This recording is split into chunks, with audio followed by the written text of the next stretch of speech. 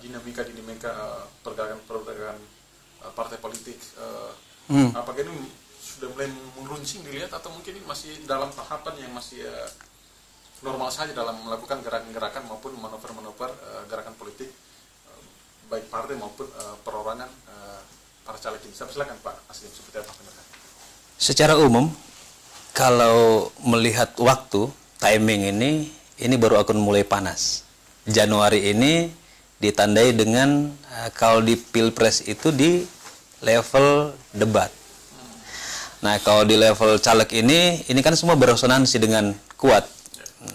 Namun event hari ini, kalau kita lihat secara nasional maupun lokal, dua event yang disatukan antara Pileg dan Pilpres ini, dua-duanya punya hal yang positif dan negatif. Sisi negatifnya, Pileg yang digadang-gadang untuk memilih wakil rakyat itu jadi sedikit tereduksi, baik isu, figur maupun partai. Jadi masyarakat sekarang itu lebih konsentrasinya kepada siapa yang akan jadi presiden kita, gitu dia.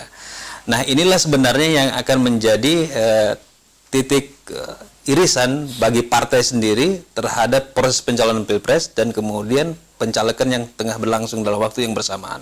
Dalam waktu yang kurang lebih dari 2 bulan ini, 2 bulan efektif kerja, partai harus bisa menentukan konsolidasi untuk kepentingan pemenangan Pilpres maupun penentuan caleg-caleg di level RI maupun DPRD Kabupaten Kota. Nah, seperti itu. Kelihatannya Januari ini akan menjadi momentum titik panas itu dimulai pertarungan, baik untuk skala Pilpresnya maupun untuk DPR RI sampai ke level paling bawah, DPR Kabupaten Kota. Jadi secara sederhana, Pilpres ini akan menentukan elektoral partai. Karena kemudian resonansi paling kuat yang akan diterima oleh partai pengusung Pilpres. Nah, ujung perdebatan dan cerita masyarakat terhadap siapa Pilpres ini akan menentukan seberapa besar partai yang ada di belakangnya. Kita berikan sedikit ilustrasi. Pak Jokowi dengan PD Perjuangan, Prabowo Subianto dengan Gerindranya. Nah, dua partai ini yang kemudian akan menerima elektoral secara besar-besaran, baik itu di level RI maupun kabupaten kota. Nah, ini yang akan ke depan, kalau dari analisis kami, kita coba bedah beberapa bulan terakhir ini yang akan kemudian terdistribusi dengan kuat. Tapi tidak menutup kemungkinan partai-partai sekelas Golkar dan Demokrat ini juga menerima dampak dari proses Pilpres ini. Kalau kita lihat kehadiran Demokrat kemudian di akhir bulan Desember itu juga keterlibatan SBY yang pada akhirnya terjun di pentas ini kemudian memberikan dampak meningkatnya elektoral Demokrat sendiri. Demikian juga dengan Golkar. Keempat partai ini yang kemudian kalau kita lihat secara detail yang akan menerima dampak dari Pilpres secara langsung. Nah, partai-partai yang lain yang tengah menghadapi, kalau di nasional kan itu ada parliamentary threshold 4%. Ini beberapa partai harus berjuang ke arah sana. Misal PAN, ada Nasdem, kemudian ada Hanura. Ini partai-partai yang kemudian akan berjuang mendapatkan kembali kursinya. Tapi kalau kita bicara lokalistik Sulawesi Tenggara, PD Perjuangan dan Gerindra ini juga akan menerima hasil yang sama. Akan juga menerima dampak yang sama. Apalagi kemarin sudah dimulai dengan pasangan siapa ini? Wakil 02 dari Pak Sandiaga Uno. Itu sudah lebih dulu menghangatkan publik Sultra.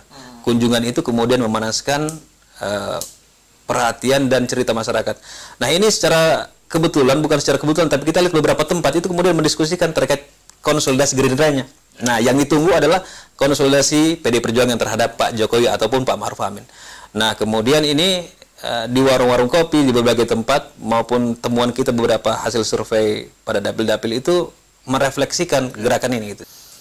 Iya, mau tidak mau ini fakta yang tidak bisa kita bantah bahwa kemudian partai besar tentu akan kemudian menikmati dinamika yang terjadi di Pilpres. Nah, pertanyaannya bagaimana kemudian partai-partai pada level menengah ke bawah ini menggenjot diri, utamanya partai-partai yang kita kategorikan 0, nah ini yang harus kemudian mereka harus kemudian mengkonsolidasikan berdasarkan tokoh. Nah, kebanyakan yang terjadi di era politik kita untuk partai ini adalah ketika kita ingin mengkatrol sebuah partai, otomatis figur-figur yang ada di dalamnya juga harus figur-figur yang kompatibel. Kemudian bisa mendongkrak elektoral partai. Dia populer, kemudian punya basis massa. Nah, inilah yang harus dilakukan. Contoh kasus yang dilakukan oleh PBB, dengan masuknya energi Pak Salih Lasata sebagai yang notabene beliau kan wakil gubernur. Kemudian ada Ibu Masura Ilala Damai di Dapil 2. Itu pasti menimbulkan konstruksi. Itu artinya PBB yang tidak dihitung di awalnya, kemudian melihat ada figur Pak Saleh, ada Ibu Masura, ada siapa lagi Rahmawati Badala di Dapil 3. Ini kan kemudian akan mengkonsentrasikan pemilih gitu. Orang boleh tidak suka terhadap partai, tapi kemudian suka terhadap figur. Nah, itu jalan singkat yang harus dilakukan oleh partai. Nah, kalau katakan sekarang partai ini mempersiapkan diri 2 atau 3 bulan sebelum pencalekan, ini mungkin akan diterima dengan baik gitu. Nah, yang akan menjadi pertanyaan adalah partai-partai yang tidak mempersiapkan diri. Apalagi terjadi perubahan pada masa-masa menjelang pileg, itu akan berdampak efek domino. Contoh kasus kita bicara masalah Hanura. Konsentrasi yang ada hari ini seharusnya kan mengkonsolidasikan diri terhadap bagaimana partai dan calegnya ini berkontribusi terhadap elektoral. Namun pergantian komposisi di level DPD juga ini akan menentukan. Berpengaruh sekali. Tentu akan menentukan, karena pemimpin baru tentu akan bekerja dengan orang-orang baru pula. Itu kebiasaan yang terjadi di politik kita. Tidak, artinya kalau kita lihat tidak ingin mengecilkan langkah yang dilakukan oleh masing-masing pimpinan partai di tingkat DPD lah. Tapi kita realistis dengan keadaan. Apa yang diraih oleh PAN di masa lalu itu sangat sulit diulangi.